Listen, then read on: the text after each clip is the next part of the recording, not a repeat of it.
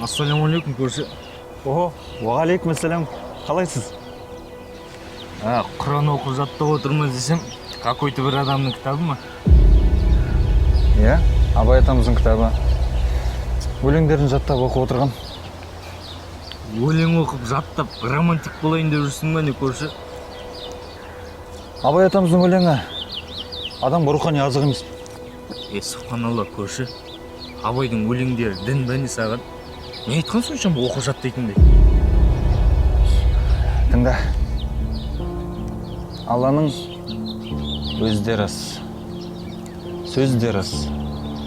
Рас сөз еш уақытта жалған болмас. Көп кітап келді Алладан. Оның бірі Алланы танытуға сөз айырмас. Замана, шаруа, мінез күнде өзгерді. Оларға кез-кезімен нәби келді. Қағида шариғат өзгерсе де, тағриф Алла еш жерде өзгермеді. Махаббатпен жаратқан адамзатты сен де сүй, ол Алланы жаннан тәтті. Адамзаттың бәрін сүй бауырым деп, және сүй хақ жолы деп әділетті. Алла мінсіз әуелден, пайғамбар хақ. Мүмін болсаң үйреніп, сен де ұқсап бақ. Құран рас, Алланың сөзі дүр ол, тағуеліне жетерлік ғылымның шақ. Алланың, пайғамбардың жолындамыз. Ынтамызды бұзбастық иманымыз.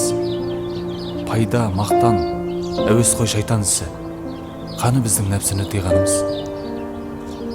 Мүмін болсаң әуелі иманды бол. Пендеге иман өзі ашады жол.